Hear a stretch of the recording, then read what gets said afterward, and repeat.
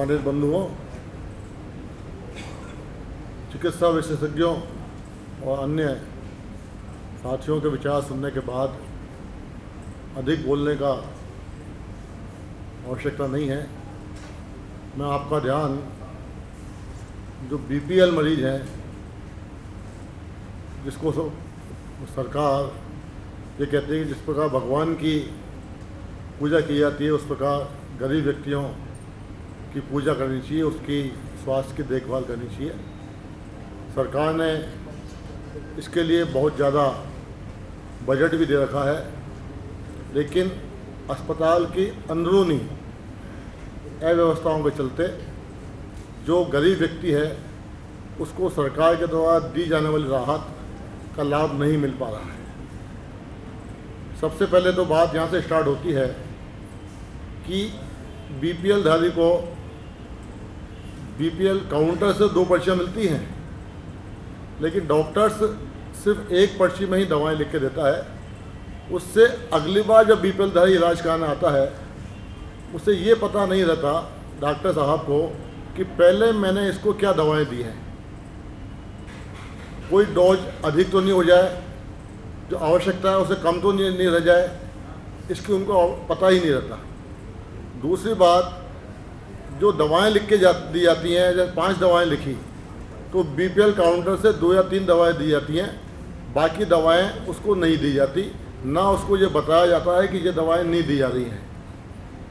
Government ने बिल्कुल स्पष्ट प्रावधान कर रखा है कि जो दवाएं बीपीएल काउंटर पर नहीं हैं उन दवाओं को उस बीपीएल धारी को बाजार से खरीद कर दिया जाए, लेकिन इसकी इतनी लंबी प्रक्रिया है कि कोई बीपीएल धारी उस प्रक्रिया को पूरा ही नहीं कर पाता। सबसे पहले तो बीपीएल धारी पर्ची लेकर डॉक्टर साहब के पास जाएगा, वो दवाएं लिखेंगे, फिर वो सील लगवाने जाएगा। सील लगवाने के बाद बीपीएल काउंटर पे जाएगा। वहाँ से अगर कोई समझदार बीपीएल धारी है वो कहेगा भाई ये दवाएं नहीं है तो आप मेरे को दीजिए बाजार से खरीद कर, तो उसको एक फार्म भर के देंगे, एक फार्म देंगे कि इसे भरा कर लाइए। उस फार्म को डॉक्टर के पास लेके जाएगा। डॉक्टर साहब कहेंगे साहब ये भर दिया, वो वापस लेके जाएगा। वो कहेगा आप तो हेड ऑफ डिपार्टमेंट के साइन करा के लाइए।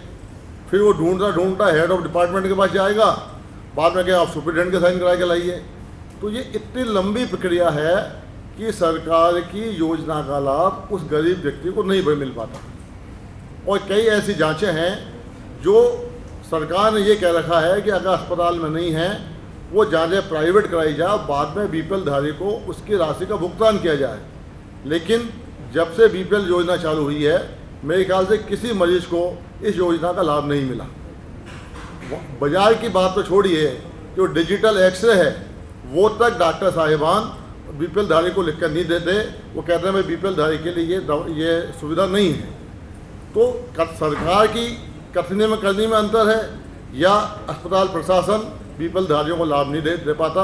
इस बात को मेहरबानी करके आप देखें, जिससे कि वास्तव में गरीब व्यक्ति को उसका राहत मिल सके। इसके अलावा अस्पताल में फिजियोथेरेपी विभाग है, उसकी ऐसी ख़राब हालत है कि वहाँ कोई आदमी इलाज ले ही नहीं सकता।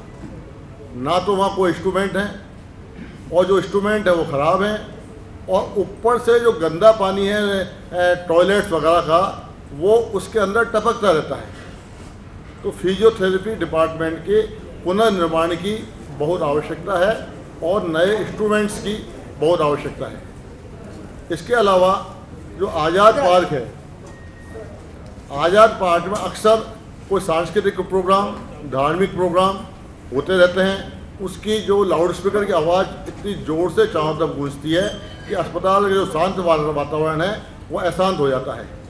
नगर निगम भी वहाँ पर डांडिया आदि का प्रोग्राम कराती हैं और उससे लगातार ध्वनि प्रदूषण होता है और उससे मरीजों को नुकसान होता है। इन कार्यक्रमों को वहाँ पर रोक लगाई जाए। धन्यवाद। जय हिंद।